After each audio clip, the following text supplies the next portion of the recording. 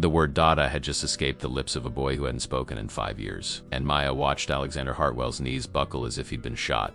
In 30 seconds, she had shattered and saved a family she didn't know existed, and nothing in her world would ever be the same. Before we continue, don't forget to subscribe to the channel, like the video, and comment where in the world you're watching from. Let's go. Sometimes the smallest voice in the room can shatter the loudest silence. For Maya Chun, a 26-year-old waitress who'd learned to read people through their orders and their eyes, that voice belonged to a child who had never spoken a word in his 5 years of life. For Alexander Hartwell, a man whose name commanded boardrooms and whose decisions moved billions, that same voice would crack open the fortress he'd built around his heart and reveal a truth he'd been running from since the day his son was born. She was just trying to make it through another dinner shift without her manager noticing the hole in her shoe. He was just another wealthy patron in a $2,000 suit trying to maintain appearances. But when their worlds collided in the golden glow of luminescence, one of Manhattan's most exclusive restaurants, a miracle would unfold that neither science nor money could explain. This is the story of how a waitress who spoke in whispers reached a boy trapped in silence, and in doing so, gave a father back the son he thought he'd lost forever. The soft clink of crystal and the murmur of cultivated conversation filled luminescence like a symphony of privilege. Maya Chun moved through the dining room with the practiced invisibility of someone who'd perfected the art of being essential yet unseen. At 6:15 on a Thursday evening, the restaurant was entering its prime hour,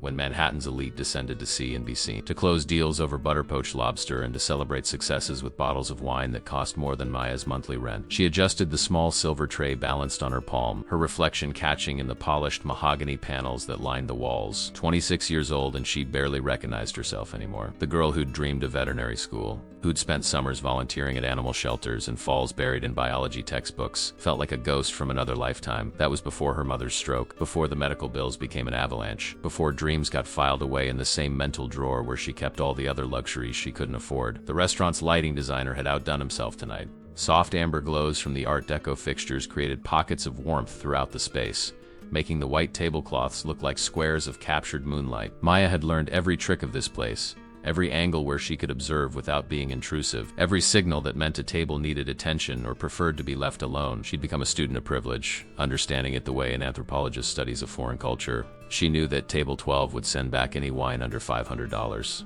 That table 7 would always order the special regardless of what it was, and that table 3 would leave exactly 15% no matter how impeccable the service. What she didn't know was that the man being seated at table 9 would change everything. Alexander Hartwell entered luminescence the way storms enter harbor towns, with an energy that preceded him and altered the atmosphere of every space he occupied. Maya noticed him immediately, not because of the impeccable charcoal suit or the Patek Philippe watch that caught the light as he moved, but because of the small hand he held in his. A boy, perhaps 5 years old, walked beside him with the careful, deliberate steps of someone navigating a world that felt too loud, too bright, too much. The child wore a white polo shirt and navy pants, his dark hair neatly combed, but his eyes held a distance that Maya recognized instantly. She'd seen that same look in her younger brother's eyes before he'd learned to manage his sensory processing challenges, that expression of being simultaneously present and unreachably far away. The Mater D. Richard performed his practiced choreography of deference as he guided them to the corner booth, one of the most coveted tables in the restaurant. Maya watched as Alexander Hartwell helped his son onto the burgundy leather seat with a gentleness that seemed at odds with the hard edges of his face, the stern set of his jaw, the way his eyes scanned the room with the assessment of someone perpetually calculating risks and advantages. She saw the boy reach for his father's hand and hold it tight, saw the father's expression soften for just a moment before hardening again into that impenetrable mask of control. Anthony, one of the senior waiters with 8 years at Luminescence and an ego to match, materialized beside Maya at the service station. "That's Alexander Hartwell," he said in a low voice, the tone people reserve for speaking of celebrities or natural disasters. "Hartwell Capital Management. He's worth somewhere north of $3 billion. Manages portfolios for half the Fortune 500. Closed a deal last month that made the front page of the Wall Street Journal." He straightened his bow tie, preparing to swoop in and claim the table. "High maintenance, big tipper if you don't mess up, and absolutely ruthless if you do."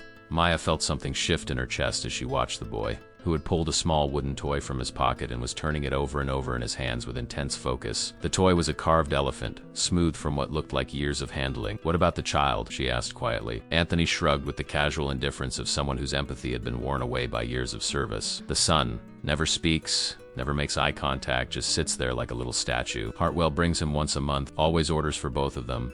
Always leaves after exactly 45 minutes. I served them twice. Easiest table I ever had, actually. Kid's silent as a tomb." He smoothed his apron and prepared to approach the table. Watch and learn, but Maya didn't watch Anthony. She watched the boy. She saw how his fingers moved over the elephant's carved surface, tracing the same path again and again. She saw how his eyes tracked the movement of light on the wall from a passing server's tray, how he seemed to be listening to something no one else could hear. She recognized the signs, the small tells that spoke of a mind that processed the world differently, beautifully but differently. And she saw something else. Something in the way he held that elephant, in the careful, repetitive motion of his fingers, spoke not just of comfort but of communication. He was saying something even if no one else was listening. Richard, the Mater D, appeared at the service station with an expression of mild panic. "Anthony, I need you on table 14 immediately." Senator Morrison just arrived unannounced with 6 guests, and they're demanding the private room that's already booked. He turned to Maya. "Chun, you take table 9. It's straightforward. Father and son. Been here before. The boy has special needs, doesn't speak, doesn't interact. Just take the order efficiently, bring the food promptly, and don't make a fuss. Mr. Hartwell values discretion above all else." Maya's heart kicked up its pace. She nodded, grabbed 2 menus and a small leather folder containing the evening specials,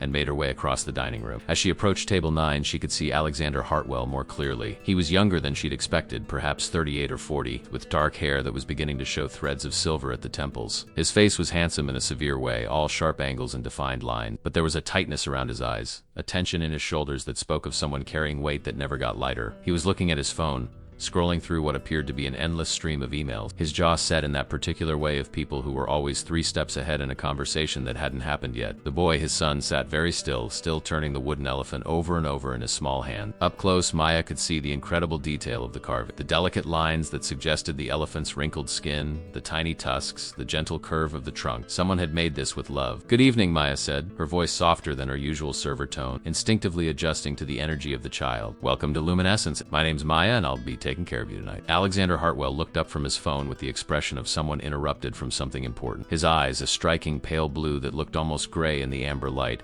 assessed her with the brief efficiency of a man who made instant judgments and rarely revised them. "We'll start with sparkling water for the table," he said without preamble. "For my son, I'll need a plain plate of pasta, penne, no sauce, no cheese, no herbs, just olive oil and salt. It must be exactly lukewarm, not hot. And a bowl of fruit, strawberries only, cut into quarters. For myself, the duck breast, medium rare, with the seasonal vegetables on the side." He rattled off the order as if reading from a script he'd memorized, his tone leaving no room for deviation or questions. "Of course," Maya said, making notes, but her eyes drifted to the boy, who had stopped moving the elephant and was now looking at something on the wall behind her, his gaze fixed and intent. She followed his line of sight and saw he was staring at a piece of art, a large abstract painting that dominated the far wall. It was one of Luminescence's signature pieces, a swirl of blues and greens and golds that the artist had titled Ocean of Stars. Most patrons barely noticed it, but this child was transfixed. She turned back and found herself speaking before she could think better of it, her voice gentle and directed not at the father but at the boy. "That's a beautiful elephant you have there. I love elephants. Did you know they're some of the smartest animals on Earth? They can recognize themselves in mirrors just like humans can. And they never forget a friend." Alexander Hartwell's expression shifted from mild irritation to something harder, something that carried a warning. "He doesn't respond to conversation," he said, his voice clipped and cold. "Please just focus on the order." Maya felt the rebuke like a slap, but she noticed something that made her heart squeeze. For just a fraction of a second, the boy's eyes had flickered to hers. It was so brief she might have imagined it, but she didn't think she had. There was someone home behind those eyes, someone listening, someone who understood every word, even if he couldn't or wouldn't speak them back. "I apologize," she said to Alexander, her professionalism sliding back into place like armor. "I'll put this order in right away. Your food will be out shortly." She walked back to the service station, her mind racing. That boy wasn't lost, he wasn't unreachable. She'd seen the flicker of connection, brief as lightning, but and for reasons she couldn't fully explain, she knew she was meant to reach him, even if his father had already given up trying. The kitchen at Luminescence operated with the precision of a Swiss watch and the intensity of a military operation. Maya delivered the order to the expediter, emphasizing the specific requirements for the boy's meal with a care that earned her a raised eyebrow from the sous chef. She'd worked enough shifts to know that requests for plain pasta at exactly lukewarm temperature were the kind of thing that made kitchen staff roll their eyes. But she also understood that for some children, those weren't preferences, they were necessities. The difference between a meal they could eat and one that would trigger a cascade of sensory overwhelm. While the kitchen prepared the order, Maya found herself drawn back to the dining room, watching table 9 from a discreet distance. Alexander Hartwell had returned to his phone, his thumb scrolling with the mechanical rhythm of someone processing information at superhuman speed. But every 30 seconds or so, his eyes would lift and track to his son, a quick check-in that lasted perhaps 2 seconds before returning to the screen. It was the behavior of someone fulfilling an obligation, performing a duty. But Maya noticed something in those brief glances that the man himself might not have recognized. Pain. Deep, old, unhealed pain that had calcified into something that looked like indifference but was actually its opposite. It was the look of someone who had loved so hard and lost so much that he'd had to build walls just to survive. The boy, meanwhile, had arranged 3 sugar packets in a perfect line on the table and was now tapping them in sequence with one finger. Tap, tap, tap, pause, tap, tap, tap, pause. There was a rhythm to it. A pattern that Maya suspected meant something to him, a way of organizing a world that probably felt chaotic and overwhelming. She watched as a nearby table erupted in loud laughter, and saw the boy's shoulders tense, his hand freezing mid-tap. Alexander noticed immediately, leaning forward and saying something too quiet for Maya to hear, his hand moving as if to comfort his son but stopping inches away, hovering in the space between connection and retreat before pulling back entirely. Maya's phone buzzed in her pocket, a text from her mother's nurse. "Your mom had a good afternoon. Ate half her dinner and watched her favorite show. Don't worry about rushing over tonight." The relief was immediate and guilty. She loved her mother desperately, but the exhaustion of being the sole caretaker, the only buffer between her mother and the grinding machinery of medical debt, sometimes felt like it would crush her into dust. She typed back a quick thank you and slipped the phone away just as the expediter called her name. The plates were perfect. The pasta for the boy was exactly as ordered, steam just barely visible, indicating it had been allowed to cool to that precise lukewarm temperature. The strawberries were quartered with surgical precision, arranged in a small white bowl. Alexander's duck breast was a masterpiece, the skin crisp and golden, the meat a perfect rose pink. Maya arranged everything on her tray with the careful balance she'd perfected over hundreds of shifts and made her way back to table 9. As she approached, she noticed the boy had stopped tapping the sugar packets and was staring at the ocean of stars painting again, his whole body oriented toward it as if pulled by an invisible force. Maya set the duck in front of Alexander with practiced efficiency, then moved to place the boy's food. But instead of simply setting the plates down and retreating as protocol dictated, she found herself pausing, following the child's gaze to the painting. "The artist said she painted that after watching bioluminescent plankton in the ocean at night," Maya said softly, speaking to the space between them rather than directly at the boy, giving him the option to listen without the pressure of response. "Tiny creatures that glow in the dark water, millions of them like stars fell into the sea. Have you ever seen something glow in the dark, Miss Chun?" Alexander Hartwell's voice was ice over steel. "I asked you not to do that." Maya turned to face him, and in that moment something shifted in her. Maybe it was the exhaustion of the day, or the weight of watching her mother fade, or the crystalline certainty that this man was making a terrible mistake by giving up on his son. Whatever the reason, she met his cold blue eyes with a steadiness she didn't know she possessed. "I'm sorry, Mr. Hartwell," she said, and she was, but not for the reason, he thought.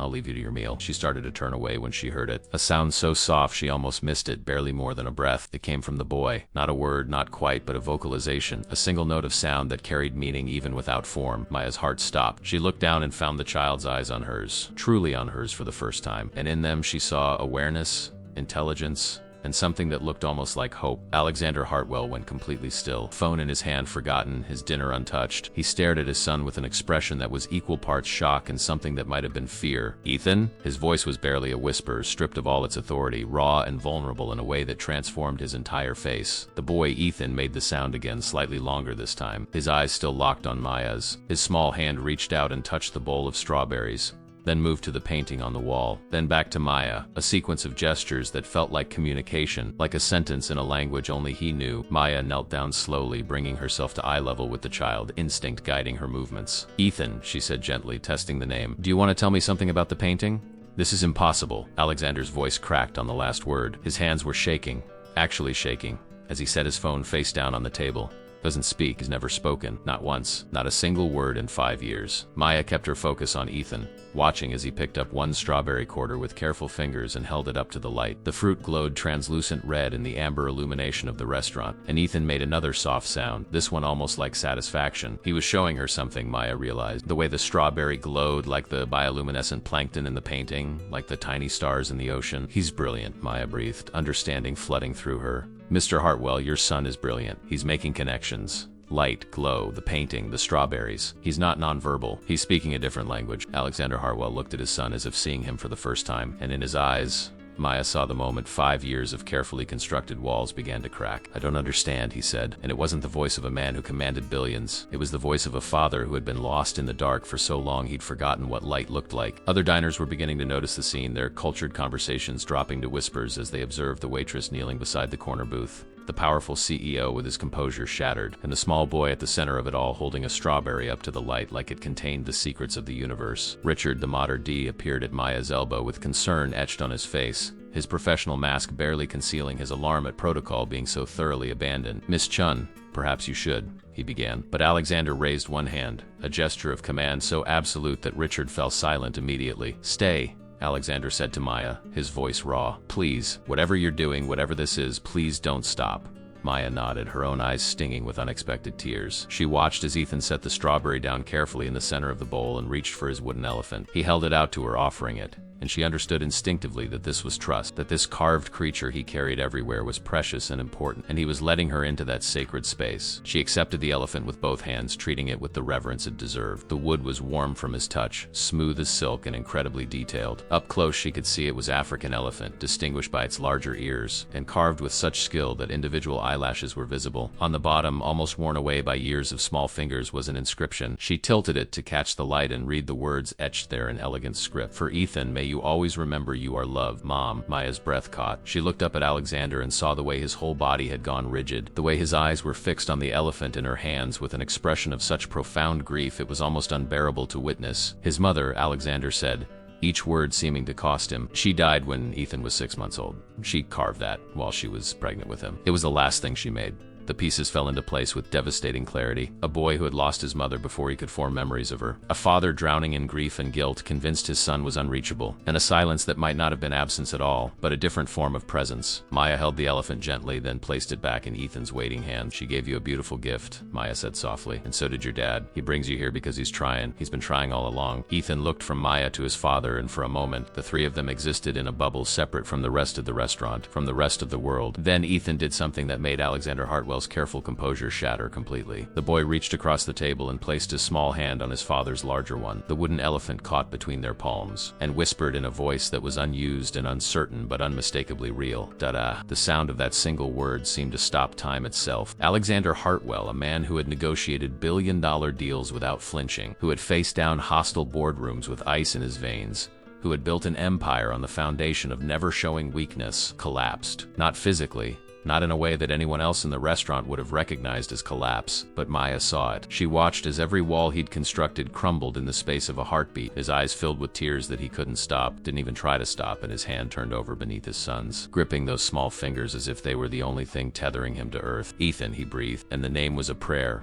A plea, a question answered after years of silence. His other hand came up to cover his mouth, a gesture that was trying to hold back the sob that shook his shoulders anyway. "Oh God, Ethan." The restaurant had gone quiet, the kind of hush that falls when strangers witness something sacred and intimate. Even the kitchen noise seemed muted, as if the entire universe was holding its breath. Maya felt tears tracking down her own cheeks, felt the weight of what she was witnessing settle into her bones. This wasn't just a child speaking. This was a father getting his son back. This was resurrection. Ethan, seeming to understand the magnitude of what he'd done, smiled. It was small and uncertain, but it was real, and it transformed his face from something distant and closed to something radiant and present. He pointed at the ocean of stars painting, then at Maya, then at the strawberry, and made a sound that might have been trying to form words but couldn't quite get there. But the intent was clear. He was trying to tell them the story of his discovery, of the connection he'd made between light and glow and beauty. Maya wiped her eyes quickly, aware that she was making a scene. That protocol was being obliterated, that she was probably going to get fired for this, but she couldn't bring herself to care. She looked at Alexander Hartwell and saw a man remade in an instant, saw the 5 years of grief and guilt and isolation being burned away by the simple miracle of his son saying his name. "How did you do that?" Alexander asked, his voice still shaking, his eyes never leaving Ethan's face, as if afraid that looking away would break the spell. "How did you reach him when everyone else, every therapist, every specialist, every expert told me it was impossible?" Maya shook her head slowly, still kneeling beside the booth. "I didn't do anything. Ethan was always there, Mr. Hartwell. He was always listening, always understanding. He just needed someone to learn his language instead of forcing him to speak ours." "But how did you know?" Alexander pressed, finally dragging his gaze from his son to meet Maya's eyes. In his face she saw desperation, hope, and something that looked like the beginning of belief. "How could you possibly know?" Maya hesitated, the truth sitting heavy on her tongue. This man was a stranger, a billionaire who existed in a completely different world than hers. But the moment demanded honesty, demanded vulnerability to match his own. "My little brother," she said quietly. "Jamie. He's 14 now, but when he was Ethan's age, he stopped talking too. Not because he couldn't, but because the world was too loud, too bright, too much. Everyone wanted him to be normal, to communicate the way they thought he should. But I just wanted to understand him. So I learned to watch, to listen to what he was showing me instead of what he was saying." Alexander was staring at her with an intensity that should have been uncomfortable but somehow wasn't. "Is he okay now? Your brother?" "He's more than okay," Maya said, a small smile crossing her face despite the tears still drying on her cheeks. "He's in advanced classes, building computers in his spare time, and yes, he talks now." but not because we forced him to, because we made the world safe enough that he wanted to. He just needed time and patience and someone who believed he had something worth saying. Time and patience, Alexander repeated, as if the words were foreign concepts he was encountering for the first time. His hand was still holding Ethan's, and Maya noticed he was gripping it with the kind of desperate intensity of someone who had almost lost everything and couldn't quite believe it was real. I'd given him 5 years. 5 years of specialists and therapies and interventions. I've spent millions trying to reach him. And you did it in 5 minutes by talking about a painting and glowing plankton. There was no accusation in his voice, only wonder and something that might have been self-recrimination. Maya reached out instinctively and placed her hand on the edge of the table, close enough to be a gesture of comfort, but not so close as to intrude. You gave him something more important than specialists, Mr. Hartwell. You gave him consistency. You brought him here every month, same table, same routine, creating a safe space where he could just be himself. That's why tonight could happen, because you built the foundation. I almost gave up, Alexander confessed, his voice dropping to barely above a whisper. Last month I almost stopped coming. I told myself it was pointless, that he didn't even notice where we were or what we did, that I was just going through motions because I couldn't face the alternative. But you didn't give up, Maya said firmly. You came back. You're here. And look what happened. Ethan, as if understanding he was the subject of conversation, made another sound, this one more formed, more intentional. It sounded like he was trying to say Maya's name. The syllables not quite right, but unmistakably purposeful. Both adults turned to look at him, and he pointed at the pasta, then at his mouth, a gesture so normal, so ordinary, that it carried the weight of miracle. He wants to eat, Alexander said, his voice filled with awe, as if this basic act of communication was the most profound thing he'd ever witnessed. He's telling us he's hungry. Maya stood slowly, her knees protesting the extended crouch, and smiled down at Ethan. Then we should definitely let you enjoy your dinner, sweetheart. She started to step back, to return to her duties and let this family have their moment, but Alexander's voice stopped her. Wait. Please. He looked up at her, and in his eyes was a vulnerability that seemed completely at odds with everything she'd been told about Alexander Hartwell, the ruthless CEO. I don't even know what to do now. How do I build on this? How do I keep from losing him again? The question was so raw, so honest, that Maya felt her heart crack open. This man, for all his billions and power, was just a father terrified of failing his son. You keep doing what you just did, she said gently. You listen to what he's showing you. You follow his lead. You make the world safe enough that he wants to stay in it. She paused, then added, and maybe you stop seeing his silence as a wall and start seeing it as a door that opens from his side, not yours. Alexander nodded slowly, processing her words with the same intense focus he probably brought to merger negotiations and market analysis. Would you? He began, then stopped, seeming to struggle with the request. Would it be possible for you to come back to the table later? Not as our waitress, but as someone who understands him. I'll pay for your time, whatever rate you, Mr. Hartwell. Maya interrupted gently but firmly. I don't want your money. If I can help Ethan, I will, because every child deserves to be understood. But I do have to finish my shift, and there are other tables I need to serve. Of course, Alexander said quickly, embarrassment coloring his face. I'm sorry. I'm not handling this well.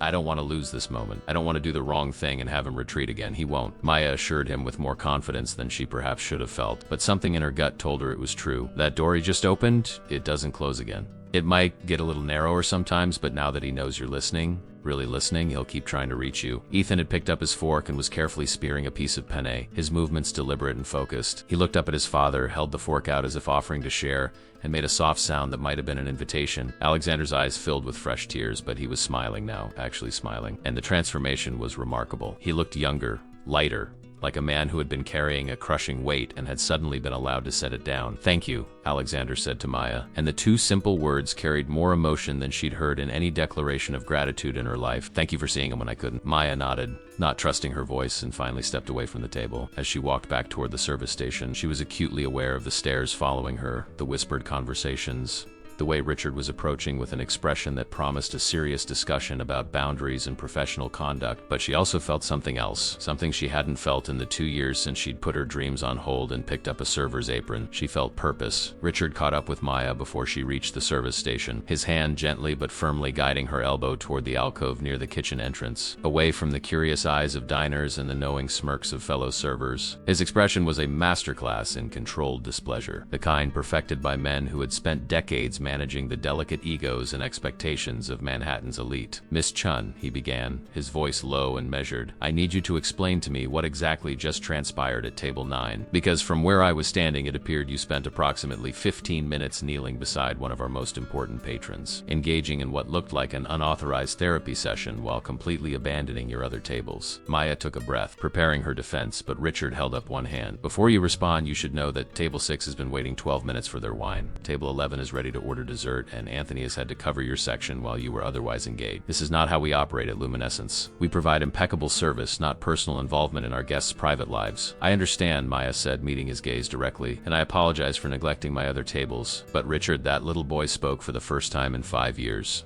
His father was in tears. How could I have walked away from that? Richard's severe expression softened almost imperceptibly. He glanced over at table 9, where Alexander Hartwell was watching his son eat with an expression of wonder, as if witnessing a miracle with every bite. I saw, Richard admitted quietly. Half the restaurant saw. And under any other circumstances, Miss Chun, you would be writing up an incident report and likely facing suspension. He paused, and a small smile ghosted across his lips. However, Alexander Hartwell has just made a request through me that changes things considerably. Maya's heart kicked up its pace. What kind of request? He wants to know if you would be willing to join him and his son for the remainder of their meal, not as their server but as their guest. He's quite insistent, and he's offered to compensate both you and the restaurant for your time. Richard studied her face carefully. He also mentioned something about you having experience with children who have special needs, and wanting to discuss resources and strategies. Is that true? My younger brother Maya confirmed has sensory processing challenges. When he was younger, he was selectively mute. I helped my mother learned to communicate with him. Richard nodded slowly, processing this information. Then perhaps this isn't merely an impulsive gesture on Mr. Hartwell's part. Perhaps there's genuine value in the conversation he's proposing. He looked at her with an expression that was almost paternal. Maya, I've worked in high-end restaurants for 30 years. I've seen wealthy men make all sorts of requests, and I've learned to distinguish between whim and need. What I just witnessed at that table was need. That man is desperate for guidance, and you appear to have something he can't buy with all his billions. So I'm not fired? Maya asked, relief flooding through her. Not today, Richard said with a hint of dry humor. But if you accept his invitation, you'll need to let me reassign your tables for the remainder of your shift. And Maya? He waited until she met his eyes. Whatever happens tonight, remember that you're still a waitress at Luminescence. This isn't a fairy tale. Men like Alexander Hartwell exist in a different world than people like us, and when the night is over, that world doesn't usually have room for the people who served them dinner. His words carried the weight of experience, perhaps even disappointment from his own past, but Maya simply nodded. I understand. I'm not expecting anything except maybe the chance to help a little boy who reminds me of my brother. Good, Richard said, his professional mask sliding back into place. Then go. Table 9 is yours for the eve. And for what it's worth, what you did back there, that was something special. Don't let anyone tell you otherwise. Maya made her way back across the dining room, hyper-aware, the eyes tracking her movement, the whispers that followed like ripples in water. She approached table 9 with a mixture of nervousness and determination, finding Alexander Hartwell standing as she arrived, a gesture of courtesy that seemed both automatic and genuine. Miss Chun, he said formally, but his eyes were warm,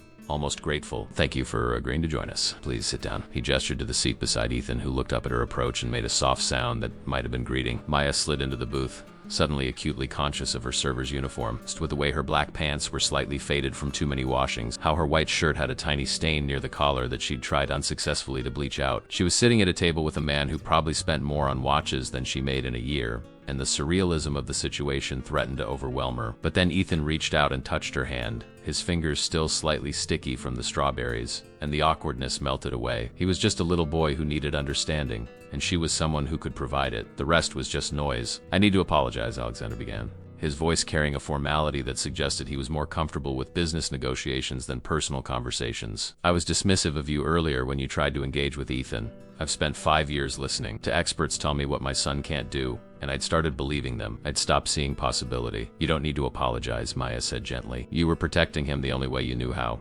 That's what good fathers do. Something in Alexander's expression cracked at those words, a vulnerability breaking through the polished exterior. I'm not sure I've been a good father, he admitted, his voice dropping low enough that Maya had to lean in to hear him. His mother, Catherine, she would have known exactly what to do. She had this instinct with him, even when he was an infant. She could tell what he needed before he cried, knew how to calm him when nothing else worked. I've never had that. I've always felt like I'm fumbling in the dark, breaking things I don't know how to fix. Maya watched as Ethan, seemingly oblivious to the adult conversation, carefully arranged his strawberry pieces in a pattern on the rim of his bowl, creating a design that had its own logic and beauty. Hartwell, she said carefully, can I ask you something? When you look at Ethan, what do you see?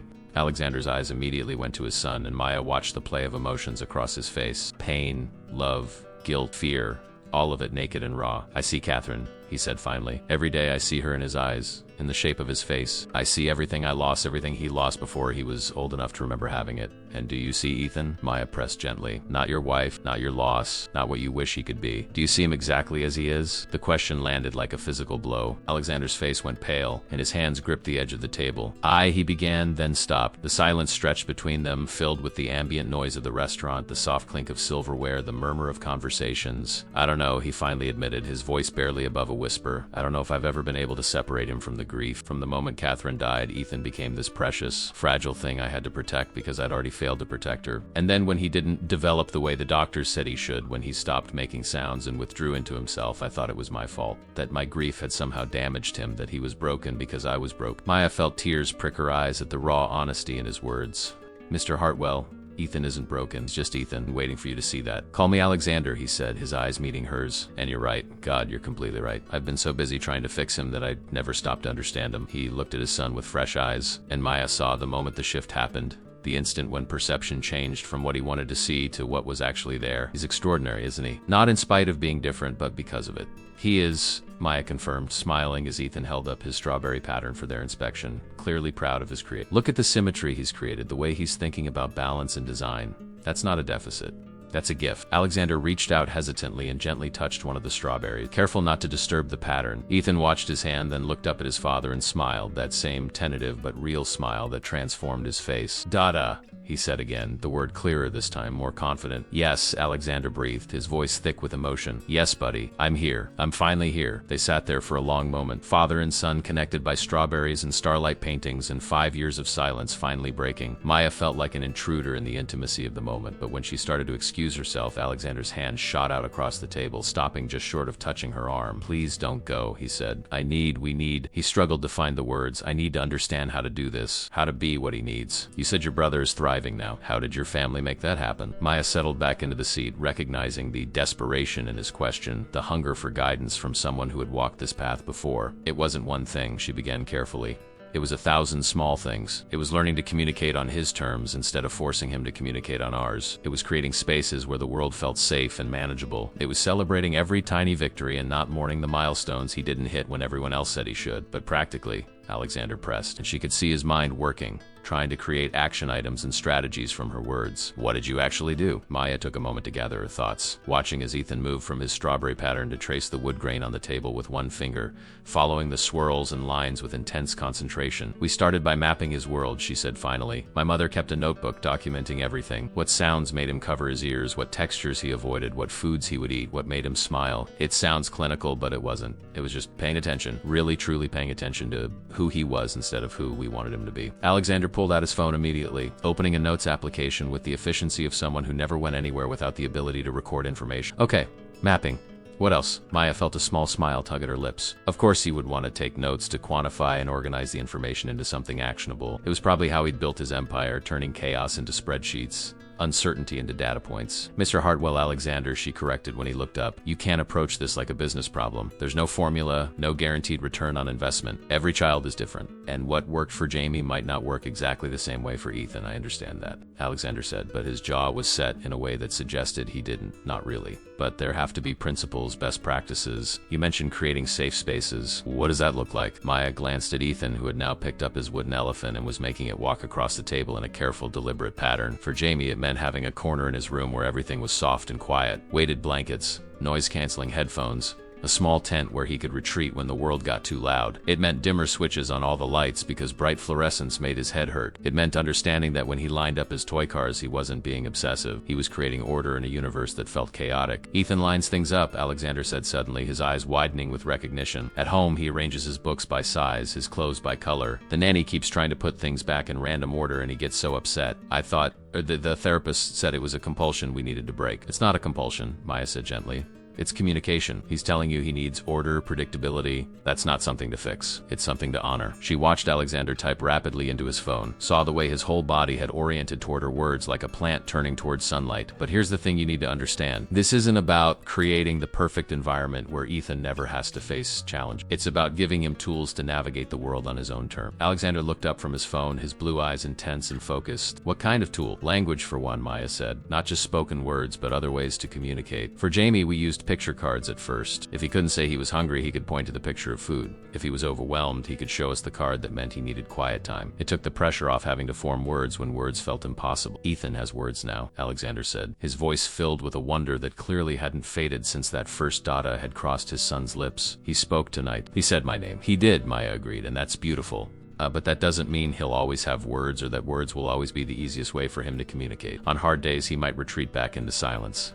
That doesn't mean he's regressing. It just means that silence is safer. The concept seemed to trouble Alexander deeply. His fingers stilled on his phone screen, and Maya could see him wrestling with the idea that progress wasn't linear, that there would be steps backward mixed with steps forward. How do I handle that? He asked quietly. How do I not panic when he goes quiet again? You remember what you learned tonight, Maya said, her voice firm but kind. That silence isn't absence. It's just a different way of being present. Ethan is always there, always listening, always understanding. He's just not always able to express it in ways we're used to. Ethan, as if sensing he was the subject of discussion, looked up at both of them. He held up the wooden elephant, then pointed at the ocean of stars painting, then at Maya. The gesture was so deliberate, so clearly intentional that Maya felt her breath catch. He's connecting us, she said softly. The painting that helped him find his voice, the elephant his mother made, and me. He's telling you a story about how this all fits together. Alexander stared at his son with an expression that was equal parts awe and anguish. I've missed so much, he whispered. 5 years of stories I didn't know he was telling. You can't get those years back, Maya said, her tone gentle but honest. But you can start listening now. And Alexander, you have something most parents in your situation don't have. What's that? Resources, Maya said bluntly. The ability to get Ethan the best support, the best therapies, the best tools. Not to fix him, but to help him thrive as exactly who he is. Most families like mine were navigating this alone, piecing together help from free programs and hoping insurance covers the bare minimum. You can give Ethan a team of people who understand and celebrate neurodiversity instead of treating it like a disorder to cure. The observation seemed to strike Alexander deeply. He set his phone down on the table, giving Maya his full attention. I have spent millions, he said slowly, on specialists who promised to make him normal. I've flown in experts from around the world, enrolled him in programs at prestigious institutions, all of them focused on making him more like other children, more typical. And none of them worked because they were trying to fix something that wasn't broken, Maya said. Ethan doesn't need to be made typical. He needs to be supported in being magnificently, wonderfully himself. How do I find those people? Alexander asked, and there was a desperation in his voice that transcended his usual command and controlled demeanor. The ones who will see him the way you see him. The ones who will help him thrive instead of just trying to make him fit into a box he was never meant to fit into. Maya hesitated. This was outside her expertise.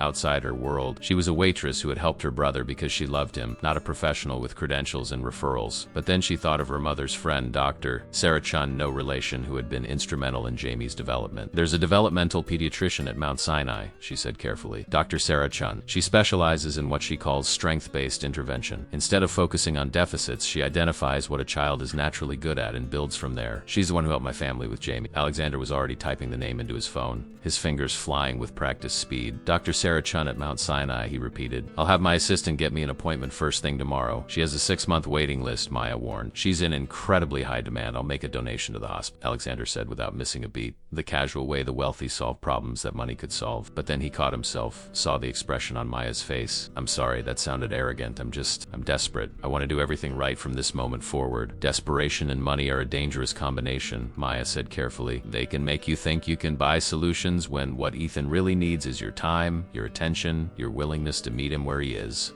You're right, Alexander said immediately. You're absolutely right. He looked at Ethan, who had finished his pasta and was now contentedly moving the elephant in slow circles around his empty plate. What else should I know? What else am I doing wrong? You're not doing things wrong, Maya said, softening her tone. You're learning. There's a difference. But if I'm being honest, I think the biggest thing you need to understand is that Ethan doesn't need a perfect father. He just needs a present. The words landed heavily between them. Alexander's face tightened, and for a moment Maya thought she'd pushed too far, crossed a line from helpful guidance into presumptuous judgment. But then his shoulders sagged slightly and he nodded. I'm not present enough, he admitted. I thought providing for him, making sure he had the best of everything, was the same as being there. But it's not, is it? No, Maya said simply. It's not. I work 16-hour days, Alexander continued, as if the confession had opened a flood. I'm on my phone constantly. Even when I'm home, I'm not really home. I'm in my office, on calls, managing crises, putting out fires. I bring Ethan here once a month because I thought the routine was good for him. But really, it was the 1 hour where I had an excuse to not be working. And even then, I was on my phone half the time. Maya watched as shame colored his face. Watched him confront truths he'd probably been avoiding for years. Alexander, she said gently, you're here now. That's what matters. And more importantly, you're seeing him now. Really seeing him. That's the first step. What's the second step?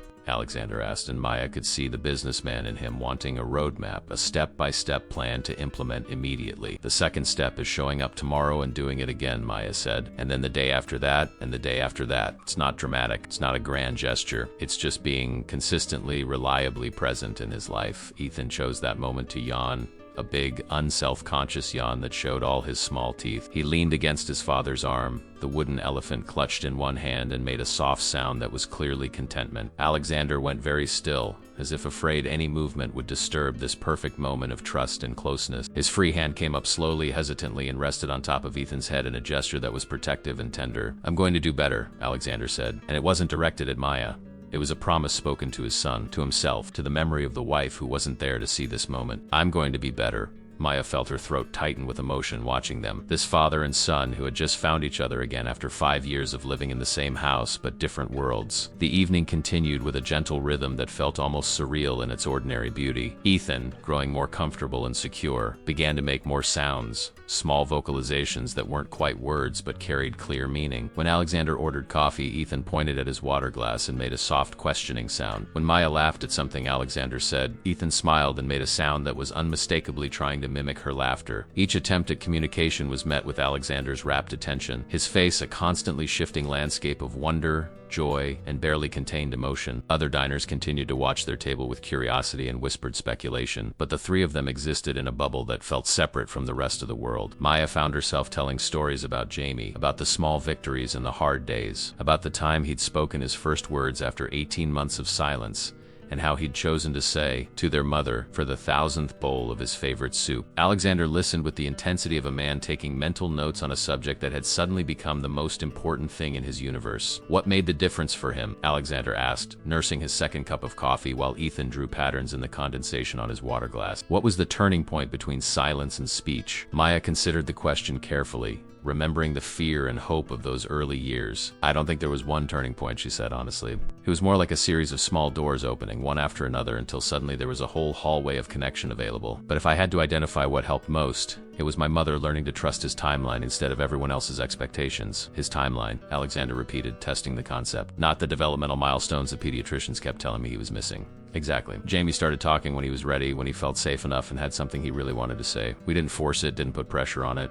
We just kept talking to him, kept including him in conversations even when he didn't respond, kept treating him like someone with thoughts and opinions that mattered. And eventually, he proved us right." Alexander glanced at Ethan, who had moved from drawing patterns to carefully folding and refolding his napkin into increasingly complex shapes. "I've been doing the opposite," he admitted quietly. "Every therapist appointment, every evaluation, every intervention has been about measuring what he can't do, tracking how far behind he is. I've been treating his silence like a problem to solve instead of a valid way of being in the world." "You didn't know better," Maya said, offering grace he probably didn't think he deserved. "Most people don't. We're taught from birth that normal is good and different is wrong. It takes time to unlearn that." "How much time did it take you?" Alexander asked, and there was genuine curiosity in the question, as if understanding her journey might illuminate his own path forward. Maya smiled sadly, remembering her younger self, the one who had cried in frustration when Jamie wouldn't respond to her, who had secretly worried that he'd never live a full life, longer than I want to admit. "There were days I was angry at him for being different, days I mourned the brother I thought I was supposed to have, but eventually I realized I was mourning someone who never existed and missing the chance to celebrate someone extraordinary who was right in front of me." "Extraordinary," Alexander echoed, looking at Ethan with fresh eyes. "I've spent 5 years thinking of him as damaged, as less than, and you walk up to our table and immediately see him as extraordinary. Because he is," Maya said simply. "Look at the way he processes the world, the patterns he sees, the connections he makes between light and color and beauty. That painting on the wall has been there for 3 years and most people don't give it a second glance." Ethan saw bioluminescent plankton in it. He understood something profound about light and life. "That's not disability. That's genius." Alexander was quiet for a long moment, absorbing her words. When he spoke again, his voice was rough with emotion. His mother would have seen that immediately. Catherine had this way of finding beauty in unexpected places. She was an artist, a sculptor. She saw the world in shapes and textures and possibilities that I never could. I think that's what she was trying to give him with that elephant, a piece of how she saw the world. It was the first time Alexander had spoken about his wife with anything other than grief, and Maya felt honored to witness it. "Tell me about her," she said gently. Alexander's hand moved unconsciously to touch the wooden elephant that Ethan had set down on the table between them. "She was light," he said finally, a small smile ghosting across his face. "That's the only way I can describe it. Where I saw obstacles and risks and problems to solve, she saw opportunities and joy and reasons to celebrate. She balanced me in ways I didn't even understand until she was gone." "How did you meet?" Maya asked, drawn into his story despite knowing she was crossing into deeply personal territory. At an art gallery in Chelsea, Alexander said, his eyes distant with memory. I was there for a corporate event, something my assistant had insisted I attend for networking purposes. I was counting down the minutes until I could leave when I saw her standing in front of this massive abstract piece, just staring at it like it held the secrets of the universe. I asked her what she saw in it, expecting some pretentious artist statement. Instead, she said it looked like joy felt if joy had a color and texture. I fell in love with her right there in that moment. She sounds wonderful, Maya said softly. She was, Alexander agreed, his voice thick. And when she got pregnant with Ethan, she was so excited. She started carving that elephant the day we found out we were having a boy. She said every child should have something made with love to carry with them through the world. She wanted to give him a whole menagerie. A lion for courage, a dolphin for curiosity, an owl for wisdom. The elephant was just the first. How did she? Maya began, then stopped, unsure if she should ask. How did she die? Alexander finished the question for her. Postpartum complications. Ethan was 6 months old. She had what they call a late presentation of peripartum cardiomyopathy. Her heart was failing, and we didn't know until it was too late.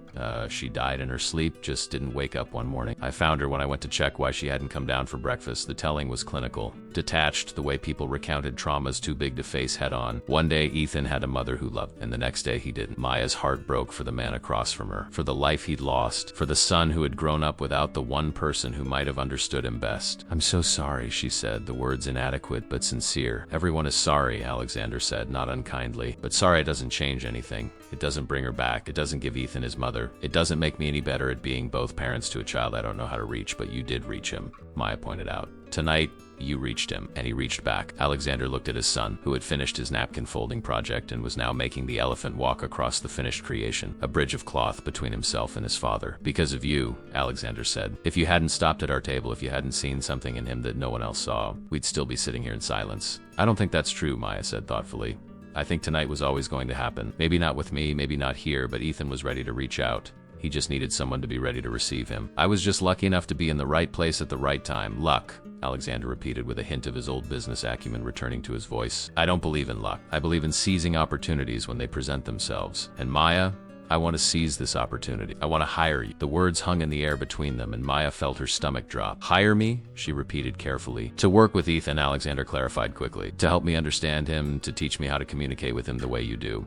I'll pay you whatever you're making here, times 10, times 20, whatever it takes. Maya felt a surge of disappointment that surprised her with its intensity. Of course, this was where it was going. Of course, Alexander Hartwell would try to solve this problem the way he solved every other problem, by throwing money at it and hiring someone to handle it. I'm not a therapist, she said, her voice cooler than it had been. I'm not qualified to work with Ethan in any professional capacity. What I know comes from lived experience, not training. That's exactly why I want you, Alexander insisted, leaning forward with the intensity of someone making a business pitch. Ethan doesn't need another therapist with credentials and theories. He needs someone who understands him, who sees him as a whole person instead of a collection of symptoms. That's you, Mr. Hartwell, Maya said, the formal address returning as she tried to re-establish boundaries that were dissolving too quickly. I appreciate what you're offering, but I can't just quit my job and become Ethan's personal specialist. I have responsibilities, bills to pay, a mother who depends on my income. I'll cover everything, Alexander said immediately. Your mother's medical expenses, your current salary, whatever you need. Money isn't an object here, Maya. My son spoke tonight because of you. I'll do whatever it takes to keep that progress going. Maya felt something harden in her chest at his words. This was exactly what Richard had warned her about. The wealthy man making grand promises, throwing money around as if it could purchase not just services but people, relationships, miracles. She looked at Alexander Hartwell and saw not the vulnerable father who had cried over his son's first words, but the billionaire CEO who was accustomed to getting whatever he wanted through the application of sufficient resources. You can't buy this, Maya said, her voice quiet but firm. What happened tonight, the connection between you and Ethan, that's not something I can package and sell to you. That's something you have to build yourself. Alexander's expression shifted, confusion crossing his face. I'm not trying to buy anything. I'm trying to give my son the best possible support. You clearly have a gift for understanding him. Why wouldn't I want that gift in his life on a regular basis? Because I'm not a gift you can acquire, Maya said, frustration creeping into her voice. I'm a person with my own life, my own responsibilities, my own dreams that I've already put on hold for family obligations. I didn't connect with Ethan because I have some magical power. I connected with him because I paid attention, because I saw him as a person instead of a problem. That's something you can learn to do yourself. That's something you should learn to do yourself. Then teach me, Alexander said, his voice taking on a pleading quality that seemed foreign to him. If you won't work with Ethan directly, then work with me. Teach me how to see him the way you do. I'll pay you for consulting, for your time, for whatever you want to call it. It's just please don't walk away from us when we've only just found each other." The desperation in his voice was real, and it tugged at something deep in Maya's heart. She looked at Ethan, who had stopped playing with his elephant and was watching them both with those intelligent, perceptive eyes. He might not understand all the words, but he understood the tension, the emotion, and she saw in his small face a hope that crushed her. "Alexander," she said slowly, trying to find words that were both honest and kind, "I need you to understand something. I'm not saying no because I don't care about Ethan. I'm saying no because accepting your offer would be wrong for everyone involved. You need to learn to be Ethan's father without an intermediary. He needs you, not a paid helper who can leave at any time. And I need to live my own life, not get pulled into someone else's as a permanent fixture."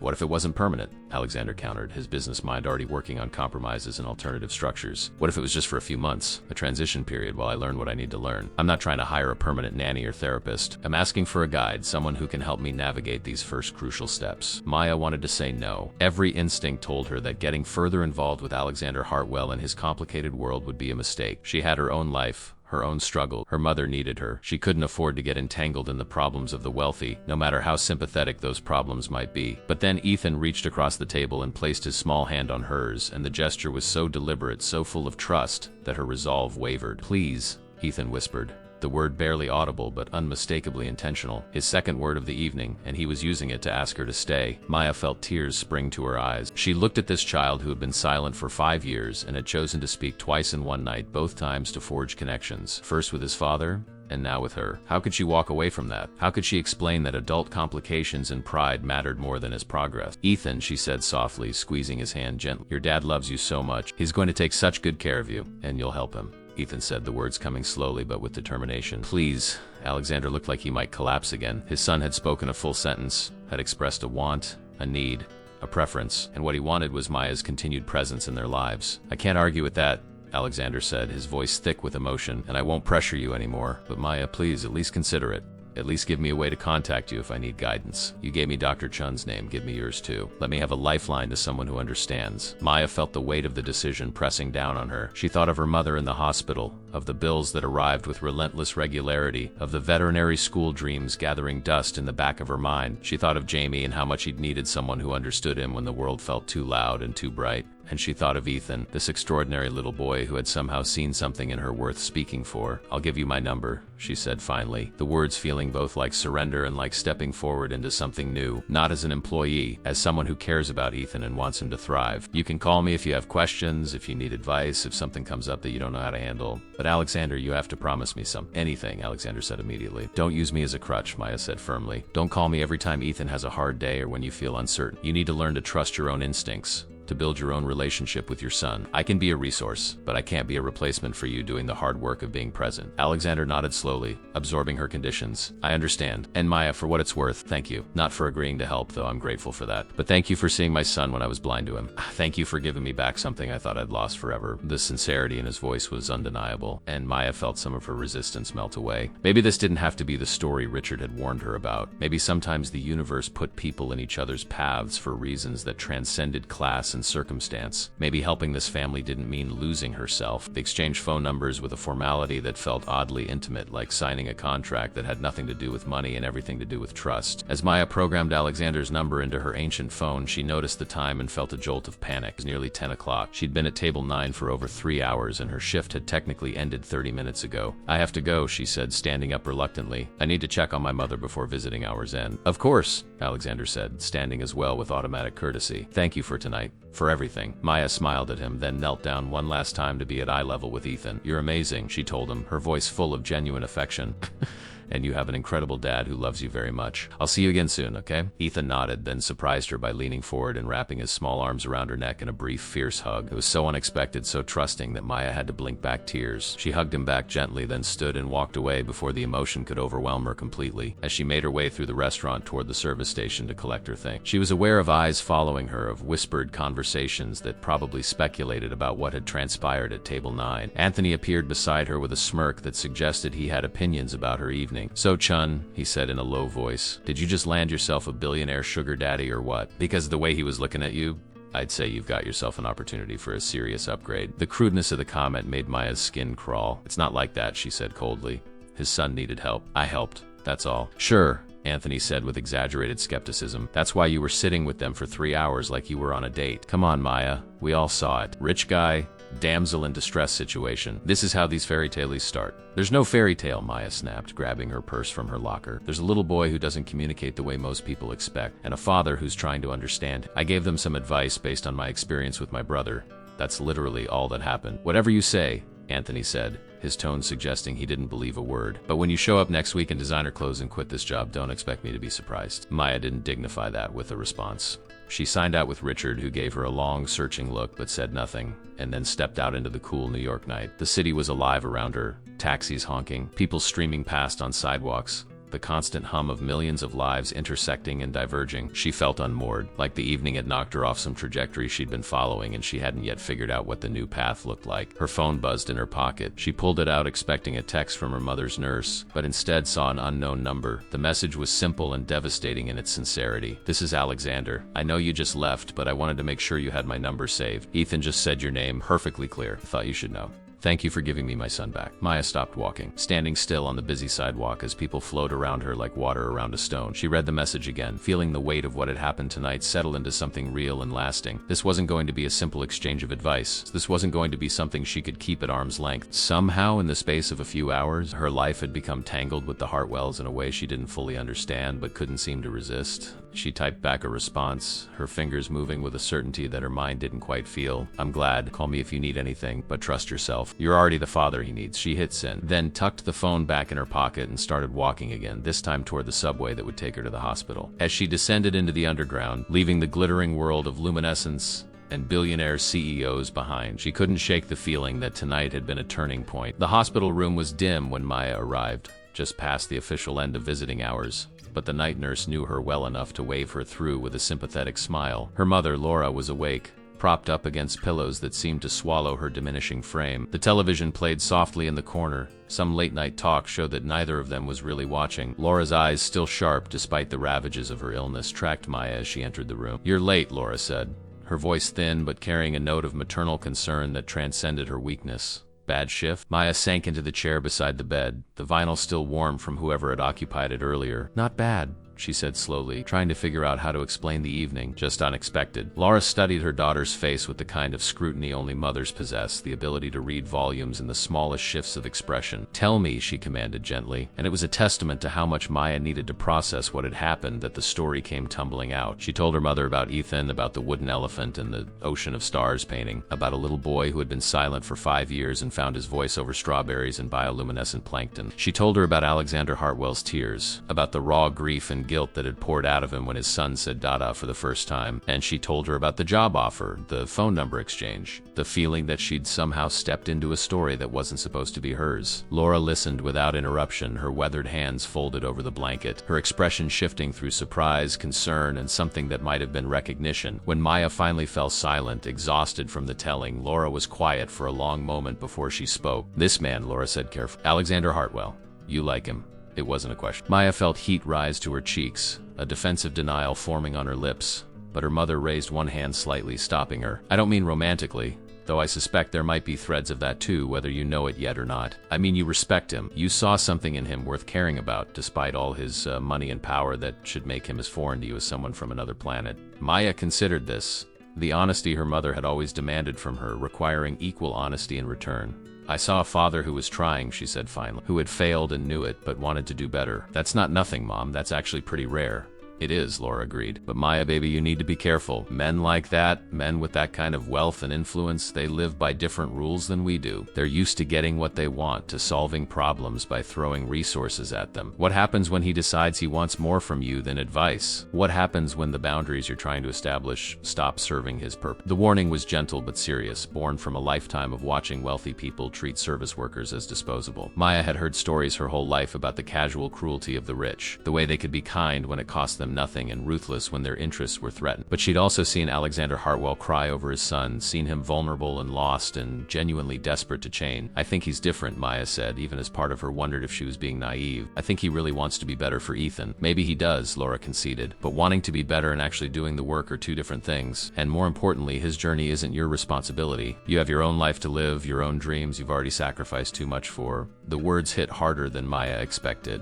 She looked at her mother, this woman who had worked 2 jobs to keep them afloat after her father died, who had never complained when Maya's college fund had to be redirected to medical bills, who had apologized 1,000 times for being sick, as if her illness was a choice and an imposition. "You're not a sacrifice, Mom," Maya said fiercely. "I know, baby, but your dreams are veterinary school, remember?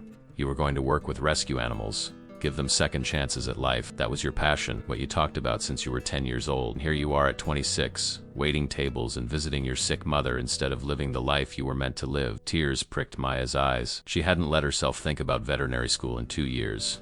Had locked that dream away in a box labeled someday that they both knew really meant never. "There'll be time for that later," Maya said, the lie tasting bitter on her tongue. "Will there?" Laura asked, her eyes boring into her daughter's. "Or will there always be another reason to wait? Another obligation? Another person who needs you more than you need yourself?" She reached out and took Maya's hand, her grip weak but determined. "This little boy, Ethan, he touched something in you tonight. I can see it in your eyes, hear it in your voice. You want to help him, but Maya, you can't save everyone. You can't fix every broken thing you encounter. At some point you have to choose yourself. But what if helping him helps me too?" Maya asked, the question surprising her even as she spoke it. "What if being part of something meaningful, even if it's complicated and messy, is better than playing it safe and small? I've been existing, Mom, not living. Tonight, for the first time in 2 years, I felt like I was doing something that mattered beyond just getting through the day." Laura's expression softened, a sad smile crossing her face. "Then you've already made your decision, haven't you? You're going to help them, this father and son, not because he's offering you money, not because it's the smart thing to do, but because you saw yourself in that little boy and you saw a possibility in that broken family. Just like me when I took in strays, even when we couldn't afford to feed them." Maya laughed through her tears, remembering the parade of injured animals that had moved through their small apartment over the years. Birds with broken wings and cats with infected paws, all of them saved by her mother's gentle hands and stubborn refusal to look away from suffering. "I'm my mother's daughter," she said. "God help you," Laura said with affectionate exasperation. "Just promise me you'll be careful. Keep your boundaries. Don't let this man or his money or his desperate need for help consume you. Help them if you must, but don't lose yourself in the process, I promise," Maya said, squeezing her mother's hand gently. They sat together in comfortable silence, the television providing a soft backdrop of noise. Both women lost in their own thoughts about choices and consequences and the way a single evening could redirect the course of a life. 3 days later, Maya's phone rang at 7 in the morning, a full 2 hours before her alarm was set to go off. She fumbled for it in the pre-dawn darkness, her heart immediately jumping to worst-case scenarios about her mother. But the caller ID showed Alexander Hartwell's name, and she answered with confusion, replacing panic. "Maya?" Alexander's voice was tight with stress. "I'm sorry to call so early. I know you said not to use you as a crutch, but I don't know what to do.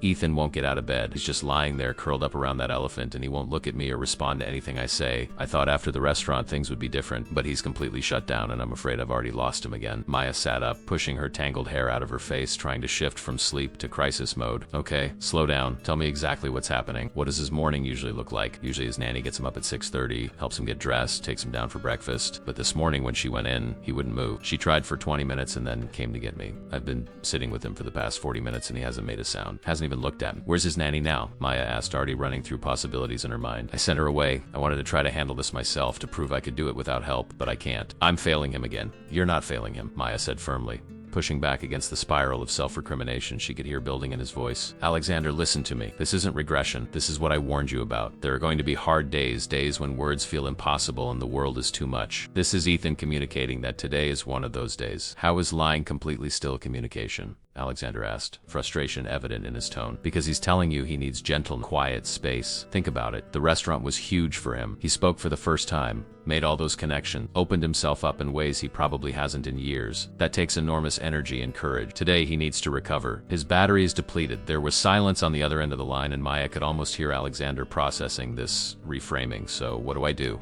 he asked finally, his voice smaller, more vulnerable. "You be present without demanding anything from him. Can you lie down next to him?"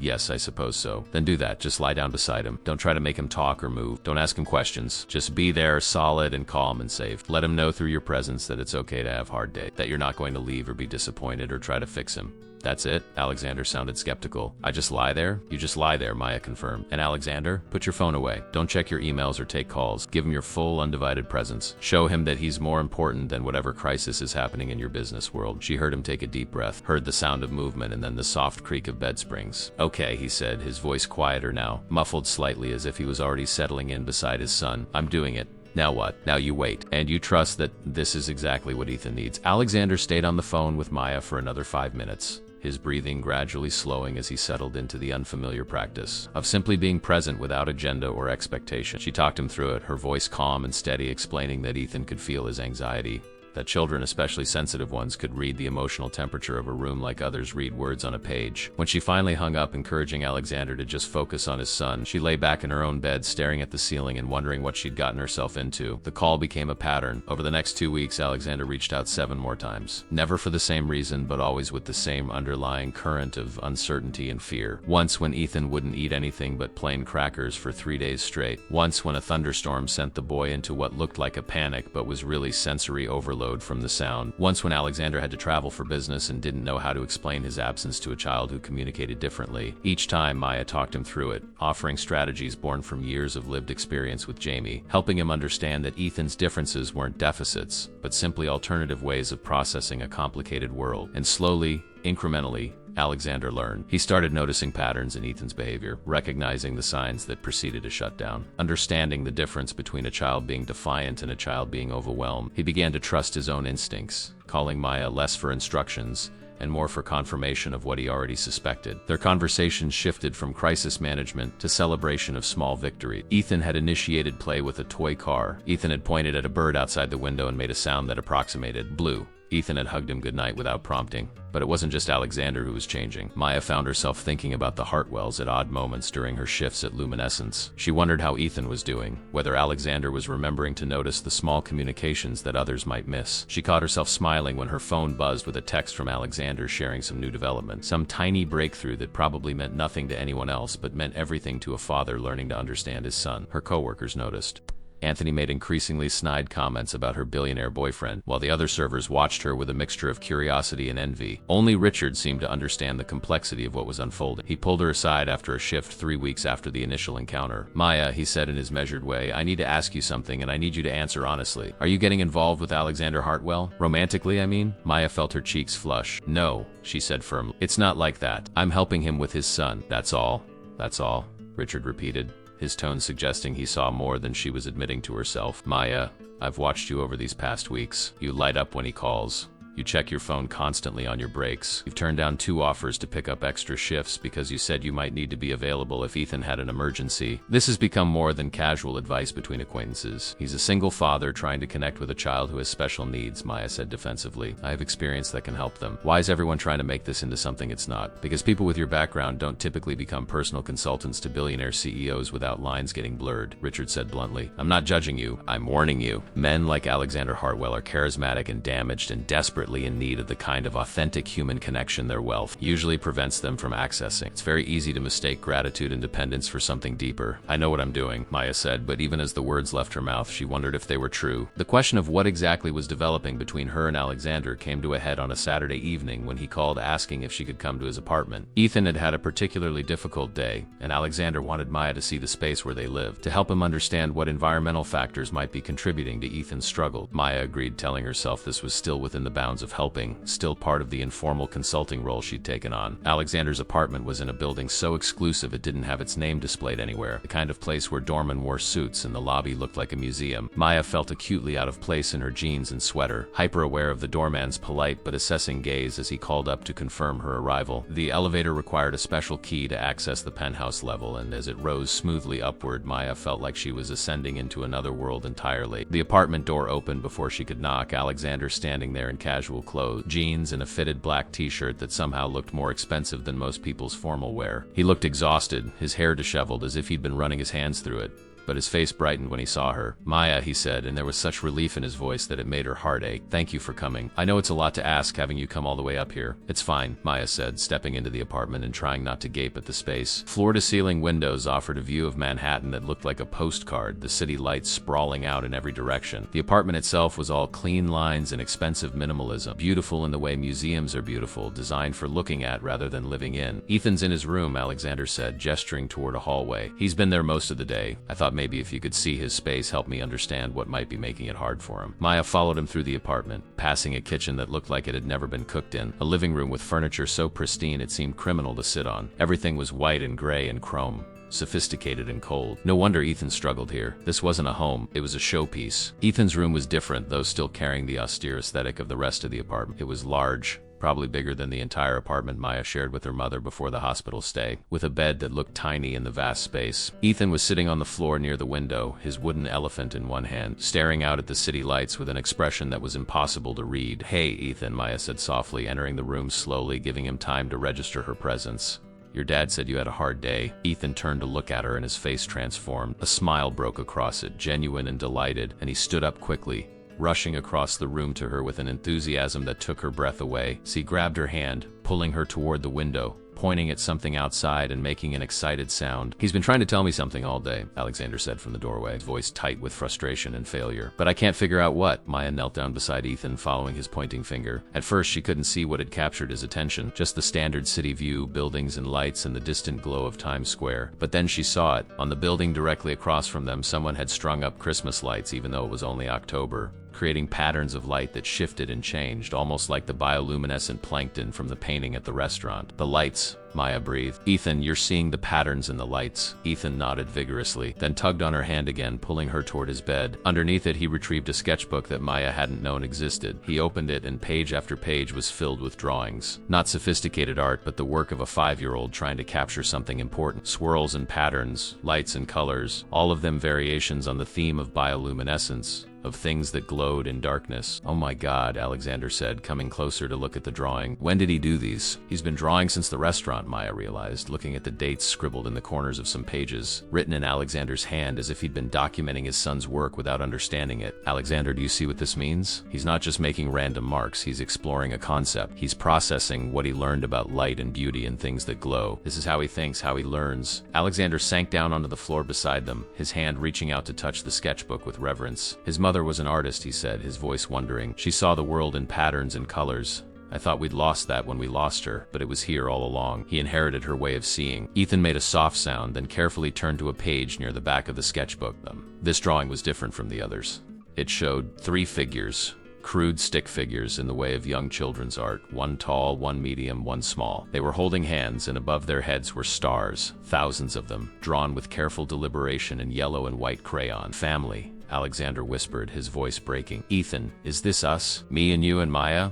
Ethan nodded, then spoke, his voice clearer than Maya had heard it yet. "My family." The words hung in the air, profound and complicated and beautiful. Maya felt her heart squeeze with an emotion she couldn't name. The drawing changed everything, though not in the way Maya had expected. She looked at those 3 stick figures holding hands beneath a sky full of stars and understood with crystalline clarity that somewhere along the way, without meaning to, she had become essential to this little boy's sense of family. The realization should have terrified her. Instead, it felt like something clicking into place, a piece of a puzzle she hadn't known she was solving. Alexander was staring at the drawing with an expression that was equal parts wonder and fear, as if he too understood the implications of what his son had created. When he looked up at Maya, his eyes were filled with questions he didn't seem to know how to ask. The moment stretched between them, heavy with possibility and weighted with the knowledge that whatever happened next would change the trajectory of all their lives. "Maya," Alexander began, his voice uncertain in a way she'd never heard from him, "I need to tell you something, and I need you to let me finish before you respond." Maya's heart began to race, but she nodded, giving him permission to continue. "These past few weeks, watching you with Ethan, talking to you, learning from you, I've realized something. What I feel isn't just gratitude, though I'm grateful beyond measure. It's not just respect for your knowledge and insight, though I respect you more than almost anyone I've ever met. It's more than that. You've become part of our lives in a way I never expected and never planned for. And Ethan's drawing just confirmed what I'd been too afraid to acknowledge. We need you, not as a consultant or an advisor, but as someone who belongs with us." Maya opened her mouth to respond, but Alexander held up his hand gently. "I know what you're going to say. That this is complicated, that our worlds are too different, that I'm confusing dependence with something deeper. And maybe you're right about some of that. But Maya, I also know that when my phone rings and it's you, my whole day gets better. I know that Ethan asks about you every morning, looks for you in every woman we pass on the street. I know that for the first time since Catherine died, I feel like my life might actually have room for joy instead of just obligation and grief." The confession was raw and honest and terrifying in its vulnerability. Maya felt tears prick her eyes as she looked at this man who had somehow become so much more than the remote CEO she'd served coffee to 6 weeks ago. She saw Alexander Hartwell, broken and healing, learning to be the father his son needed, brave enough to risk rejection for the possibility of connection. "Alexander," Maya said softly, her voice thick with emotion, "I care about you and Ethan so much, but I'm scared. My mother warned me about this, about getting pulled into a world that isn't mine, about losing myself in someone else's story. I have my own dreams, my own life that I put on hold.